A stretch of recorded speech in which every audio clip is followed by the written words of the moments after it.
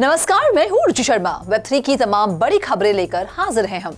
Solana पर प्रमुख NFT और गेमिंग प्रोजेक्ट्स में से एक ऑरोरी ने इथेरियम के लेयर 2 नेटवर्क आर्बिट्रम में अपने विस्तार की घोषणा की। ये कदम गेम को अन्य क्रिप्टो कम्युनिटीज और लिक्विडिटी में प्रवेश करने की अनुमति देगा, जिससे ऑरोरी के सिंक स्पेस टेक्नोलॉजी का उपयोग करके किसी भी चेन से ऑरोरी एनएफटीज और ऑरोरी टोकन को गेम में लाया जा सकेगा। ऑरोरी का इथेरियम तक इस विस्तार सोलाना इकोसिस्टम से बाहर एक महत्वपूर्ण पहला कदम है और ये पॉलीगॉन, अवलांच और बीएनबी जैसी अन्य चेन्स तक विस्तारित हो सकता है। दूसरी ओर मेटावर्स गेम स्टार एटलस के डेवलपर ऑटोमेटा ने डिस्कॉर्ड पर छटनी की घोषणा की है। छटनी का कारण बड़े पैमाने पर फाइनेंशियल था, जिसमें FTX कोलैप्स से फंड्स की हानि, एटलस टोकन की वैल्यू में गिरावट और टैक्स लायबिलिटीज शामिल थी।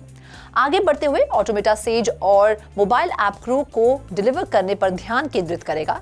टीम अनरियल इंजन 5 और सोलाना को मिलाकर एक सॉफ्टवेयर डेवलपमेंट किट भी विकसित कर रही है, लेकिन ये धीमी गति से जारी रहेगी। सोलाना का गेमिंग इकोसिस्टम अपनी लो ट्रांजैक्शन कॉस्ट और हाई स्पीड के कारण क्रिप्टो दुनिया में ध्यान आकर्षित कर रहा है। हालांकि इसे क्रिटिसिज्म का भी सामना करना पड़ रहा है, जिसमें नेटवर्क आउटेज और सैम बैकमैन-फ्रीड के अब तक हो चुके FTX का महत्वपूर्ण जोखिम शामिल है।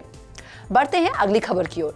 गुची मटेरियल्स NFTs के होल्डर्स अब गुची बायफोल्ड वॉलेट या गुची 10 KFT को ब्रांडेड डफल बैग के लिए टोकन का आदान प्रदान कर सकते हैं। ये खुलासा मार्च में मिंट किए गए 2896 NFTs के पीछे प्लान्ड यूटिलिटी के बारे में महीनों की स्पेकुलेशन के बाद हुआ है। केरिंग के स्वामित्व वाला ब्रांड इस हफ्ते पार्टनर्स प्लेटफॉर्म 10KTF.shop पर रिडीम फैसिलिटी के साथ लाइव हुआ। एक गुची वॉल्ट मटेरियल NFT को वॉलेट के लिए रिडीम किया जा सकता है, जबकि डफल को रिडीम करने के लिए आपको 3 टोकन की आवश्यकता होती है।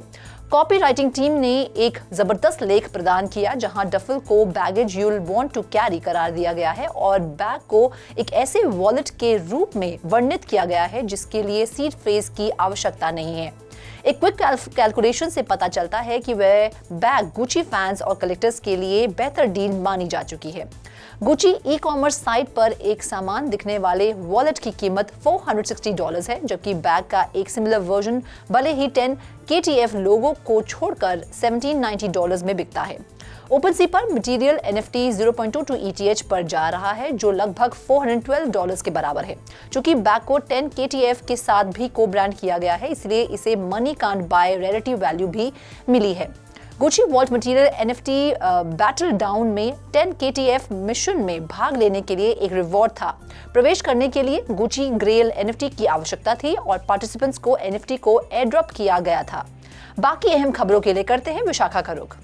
Shiba Inu community scam detector ने रीब्रांडेड शिब मेटावर्स अकाउंट द्वारा साझा की गई जानकारी और लिंक पर शिबामी को चेतावनी दी है। Popular Shiba Inu community scam reporter सस्बेरियम द्वारा भरी शिबामी को सेफ्टी अलर्ट जारी किया गया है। रविवार के खुलासे के अनुसार शिब मेटावर्स प्रोजेक्ट से संबंधित ट्विटर अकाउंट को अब हटा दिए गए टीम के मेंबर्स द्वारा नियंत्रित किया जा रहा है। इससे पता चला है कि एक्स शिब इकोसिस्टम लीडर ने अकाउंट का नाम बदल दिया है। विशेष रूप से अकाउंट को वर्तमान में वेगल्स क्रिप्टो गुड्स के रूप में ब्रांड किया गया है। इसके कारण सस्बेरियम ने कहा कि हैंडल द्वारा प्रदान किए गए लेटेस्ट लिंक्स और इन्फॉर्मेशन शिबा इनू इकोसिस्टम के ऑफिशियल फ्रंट रनर से नहीं है। सेफ्टी उद्देश्यों के लिए कम्युनिटी के मेंबर्स को हमेशा इन्फॉर्मेशन को डबल चेक करने और वैगल्स क्रिप्टो गुड्स अकाउंट द्वारा साझा किए गए किसी भी लिंक से जुड़ते समय अत्यधिक सावधानी बरतने के लिए कहा गया था। ओवर टू यू रोशनी। दुनिया के सबसे बड़े क्रिप्टो करेंसी एक्सचेंज बाइनांस ने सितंबर 2022 में प्रिलिमिनरी लाइसेंस प्राप्त करने के बाद निर्धारित आवश्यकताओं को पूरा करने के बाद दुबई में ऑपरेट करने के लिए लाइसेंस प्राप्त कर लिया, फर्म ने सोमवार को कहा। बाइनांस को पिछले साल दुबई के वर्चुअल एसेट रेगुलेटरी अथॉरिटी द्वारा एक मिनिमल वायबल प्रोडक्ट लाइसेंस प्रदान किया गया था, जो इसे क्रिप्टो करेंसी एक्सचेंज चलाने, पेमेंट्स और कस्टडी सर्विसेज की पेशकश करने और क्लाइंट्स की कैश को स्थानीय रूप पर रखने के लिए एक डोमेस्टिक बैंक अकाउंट बनाने में सक्षम बनाता है। बाइनांस के दुबई के 4 लाइसेंसिंग फेजेस में से 3 को पहले ही सक्सेसफुली कंप्लीट कर लिया है और फुल मार्केट प्रोडक्ट के लिए लाइसेंस, जो अभी भी पेंडिंग है, सभी रेगुलेशंस के प्रूफ ऑफ एडहेरेंस पर अपेक्षित है। दुबई में बाइनांस की जीत तब हुई जब कंपनी जर्मनी, ऑस्ट्रिया, बेल्जियम और नीदरलैंड्स में नुकसान झेलने के बाद जापान में फिर से प्रवेश करने की तैयारी कर रही है। रेगुलेटर्स ने बिना लाइसेंस वाले एक्सचेंज चलाने के लिए बाइनांस के यूएस सब्सिडरी कंपनी के खिलाफ मुकदमा भी दायर कर लिया है। बढ़ते अगली खबर की ओर। Stable coin focus decentralize exchange Curve Finance का नेटिव टोकन कर्व, जिसे रविवार देर रात सिक्योरिटी एक्सप्लॉइट का सामना करना पड़ा, जो South Korea based digital asset exchange Bithumb पर काफी अधिक ट्रेड कर रहा है। कर्व, जिसे व्यापक रूप से डिसेंट्रलाइज फाइनेंस इकोसिस्टम का बैकबोन माना जाता है, जो एक री एंट्रेंसी अटैक का विक्टिम हो गया, जिससे $100 मिलियन वर्थ की डिजिटल एसेट जोखिम में है। एक त्वरित प्रतिक्रिया में कर्व की डॉलर प्राइस में 15% से अधिक की गिरावट आई, जिससे आवे पर एक महत्वपूर्ण बोरोड पोजीशन के समाप्त होने का खतरा पैदा हो गया और मार्केट वाइड कंटेजियन का खतरा बढ़ गया। हालांकि कोरियन वोन में डिनोमिनेटेड कर्व की प्राइस में तेजी से वृद्धि हुई। चार्टिंग प्लेटफॉर्म ट्रेडिंग व्यू के अनुसार प्रेस टाइम में बिटहम की CRV और KRW पेयर ने KRW 5565 यानी $4.36 पर ट्रेड किया, जो दिन के लिए $500 से अधिक है।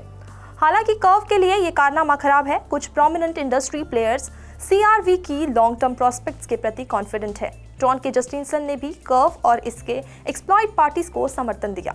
तो आज के लिए बस इतना ही। Web3 से जुड़ी खबरों के लिए देखते रहिए 3.2 TV। ऐसी और ज्यादा अपडेट्स के लिए हमारी वेबसाइट www.3versetv.io पर लॉग ऑन करें या फिर स्कैन कीजिए हमारा QR कोड। Thank you.